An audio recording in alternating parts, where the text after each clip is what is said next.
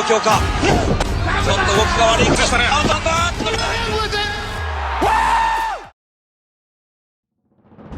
The comparison between Steven Seagal, known for his expertise in Aikido, and Brock Lesnar, a former MMA fighter and professional wrestler, presents a clash of two vastly different worlds.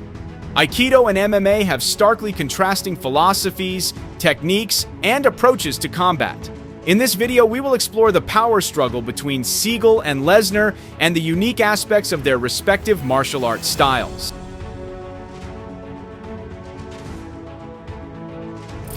Steven Seagal is a master of Aikido, a Japanese martial art developed in the early 20th century by Morihei Ueshiba.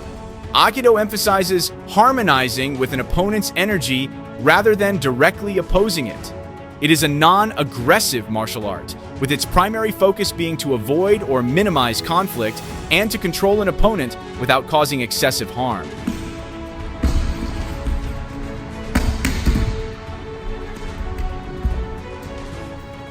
Seagal is highly skilled in joint locks, throws, and utilizing his opponent's force against them. In movie scenes and Aikido demonstrations, we often see him neutralizing attackers swiftly and efficiently.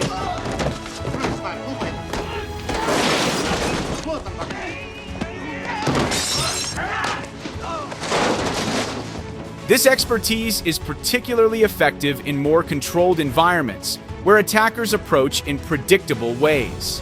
However, Aikido has frequently been criticized for its lack of effectiveness in street fights or real-world situations, especially against highly aggressive opponents or tactics found in MMA, such as those employed by Lesnar. Since Aikido relies on the opponent initiating the attack, a highly aggressive fighter like Lesnar could dictate the pace and pressure of the fight. Lesnar combines extraordinary physical strength, speed, and high-level grappling skills. While striking may not be his primary strength,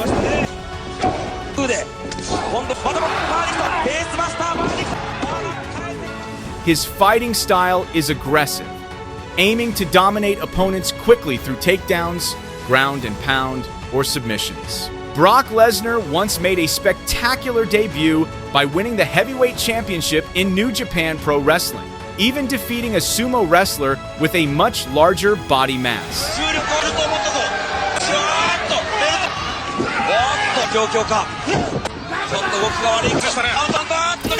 Physically, Lesnar is undeniably impressive with his massive muscles.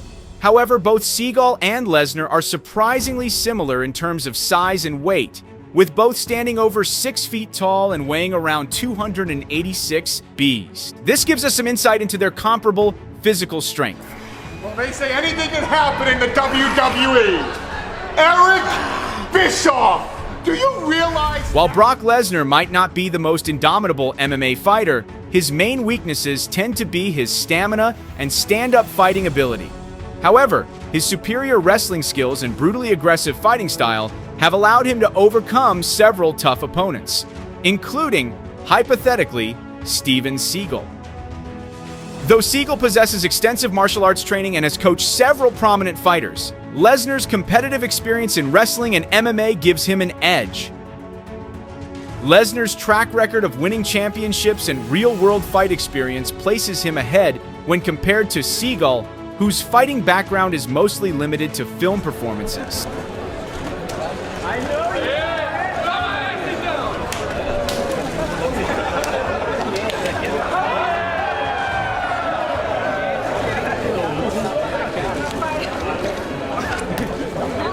Although Brock Lesnar and Steven Seagal have never faced each other in a real fight, we can get a glimpse of how a clash between Aikido and MMA might play out by looking at a duel between a Japanese Aikido practitioner and an MMA fighter.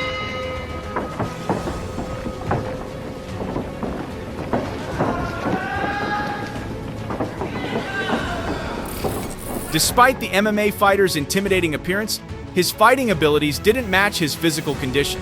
From the start of the match, the MMA fighter was pushed toward the edge of the ring, unable to escape the tight grip of the Aikido master. Eventually, he was thrown onto the canvas, and the two engaged in a ground fight.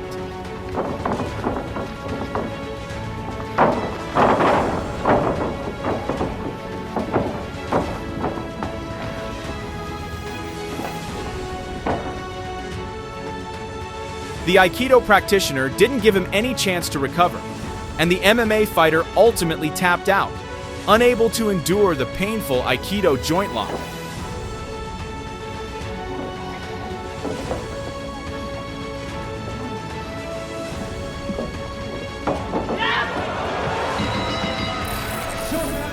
But what happens if Aikido and MMA face off in an MMA match? In MMA, fighters' hands are wrapped and taped, which some might think would restrict joint locks.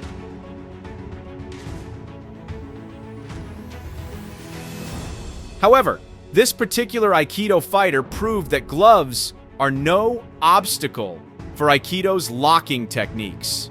He was able to take down his opponent using a perfectly executed wrist lock.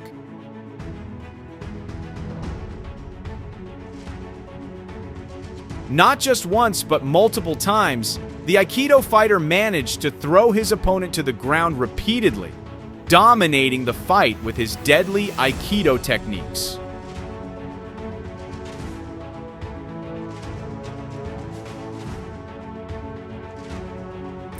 In Aikido, combat often involves manipulating the attacker's joints, such as the wrist, elbow, or shoulder, to incapacitate or throw them off balance. Some of the techniques in Aikido are known to be extremely painful.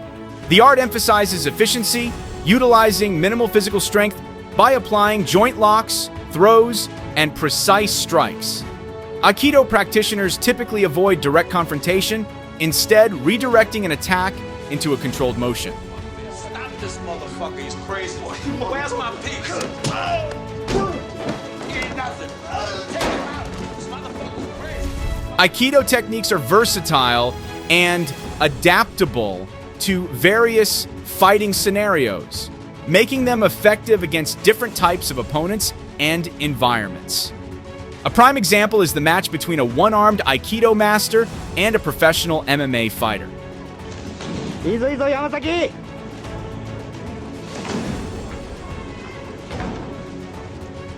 Despite relying on only one arm, the Aikido master was able to frustrate the MMA fighter, successfully matching his efforts during clinch exchanges.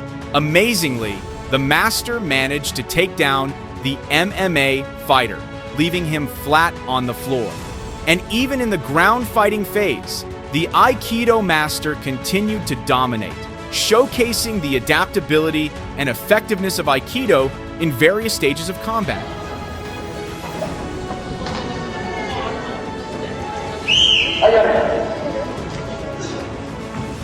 To conclude our discussion on the battle between Aikido and MMA, we will witness an intense duel between Dutch Aikido fighter Kjeld Postma and Turkish MMA fighter Abdullah Nalbant.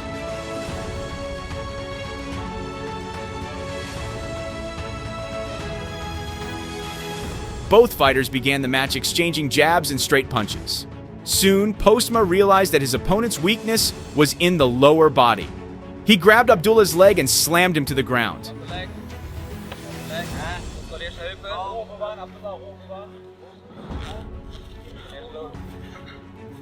They then engaged in a lengthy ground fight, with Postma persistently attempting to secure a submission hold, while Abdullah struggled to escape the tough situation. In the final moments of the first round, Abdullah managed to break free from Postma's grip, and the two resumed their stand-up fight. However, shortly afterward, Postma once again targeted Abdullah's legs, forcing him back into a ground fight. Now you get him down again. Now you get him down again, yes. Postma came close to winning the duel when he successfully locked Abdullah's arm, but fortunately for Abdullah, the first round ended just in time. Got it, got it.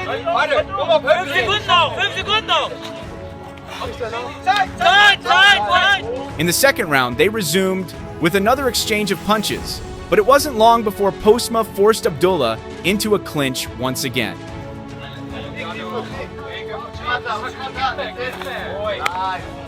This time, Abdullah couldn't escape from the impressive Aikido lock of his opponent, leading to Postma's victory.